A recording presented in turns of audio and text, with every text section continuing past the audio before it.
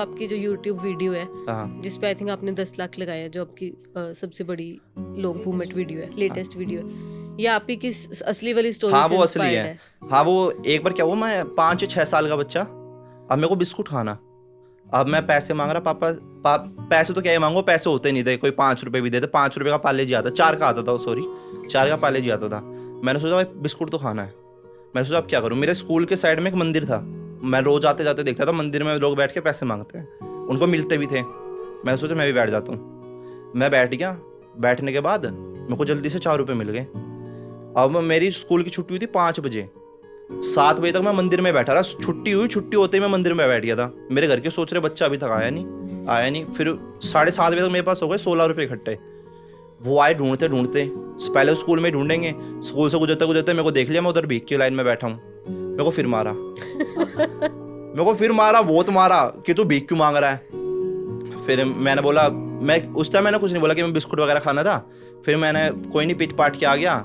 रास्ते में मेरे को, सॉरी आपकी इमोशनल स्टोरी भी फनी है। हाँ नहीं फनी है, मेरी लाइफ ही फनी है। फिर उसके बाद मैं पिटता पिटता घर आ गया, लेकिन फिर मेरे को अगले दिन बिस्कुट खाने को मिल गया।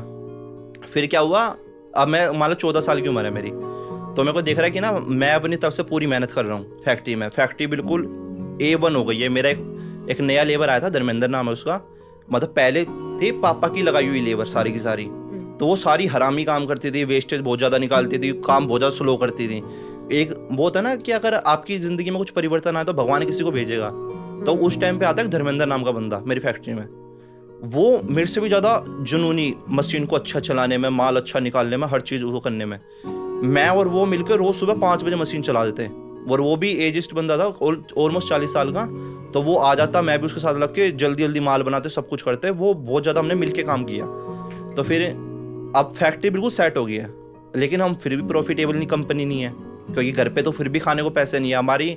मेरे को अभी भी याद है, पापा शनिवार को पेमेंट ले जाते थे, मतलब पूरे हफ्ते माल भेजा, शनिवार को पैसे लेने के लिए जाते थे। शनिवार को जब पापा बाहर जाते थे, तब मेरे घर में एक 2 लीटर की पेप्सी आती थी कि आज पापा बाहर हैं तो हम पेप्सी पियेंगे ना, तो कोई पीटेगा नहीं। और हमारे घर में अगर बादाम आते थे ना, तो वो अलमारी में बंद हो जाते थे कि अब ना बादाम है, महंगी चीज़ है, रोज़ उसमें खाने, लिमिट में खाना है। तो फिर बादाम के भी ऐसी हालत है, पूरे महीने में एक, वो हफ्ते में हर शनिवार को पेप्सी आती थी। वो बड़ा मज़ा आता था। मैं, मेरे भाई और मेरी मम्मी बैठ के पीते थे।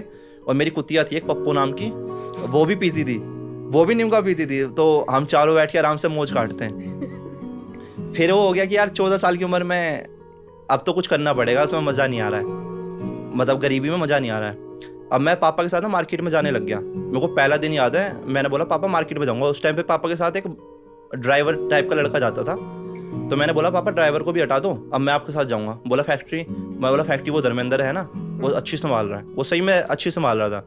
पापा ने भी देखा वो अच्छी संभाल रहा है, अब इसको अपने साथ ले जाता हूँ, इससे गाड़ी चलवाया करूँगा। तो मैं गाड़ी चलाता। तो पहला दिन 5 बजे मैं जिम में चला गया, 6 बजे पापा ने मेरे को सर्दी में उठा लिया। अब मैं जिम में से पसीने करके, पसीने में था, और मैं गाड़ी में बैठ गया सीधा, गाड़ी में AC चलने लग रहा था। फिर मैं बीमार हो गया, पहला ही दिन मेरा मार्केट जाने का।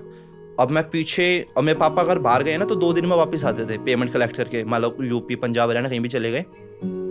मैं पीछे बुखार में पड़ा हूँ, तड़प रहा हूँ।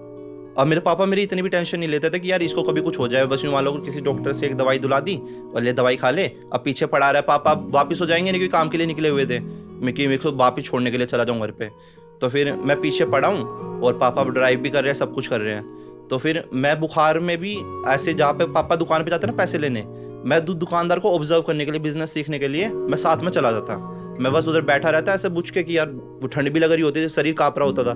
फिर मैं सीखता गया। मैं देखता गया कि ना मान लो मैं 20 दुकानें मैंने अटेंड करी, 20 में से 15 लोग अच्छे हैं जिनके साथ मैं काम कर सकता हूँ, और 5 लोग गंदे हैं।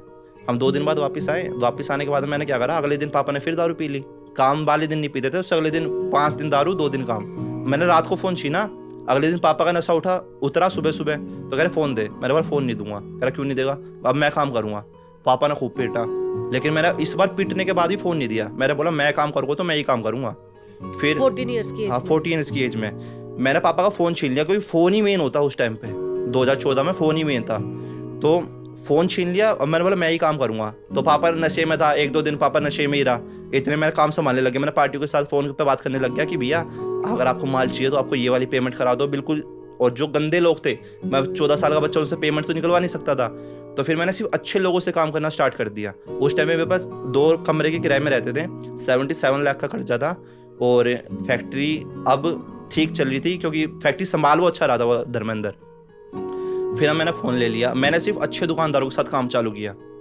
फिर काम चालू करते करते काम अच्छा चलने लग गया, फिर मैं कर्जा भी उतारने लग गया। और उस टाइम पे भाई आपके?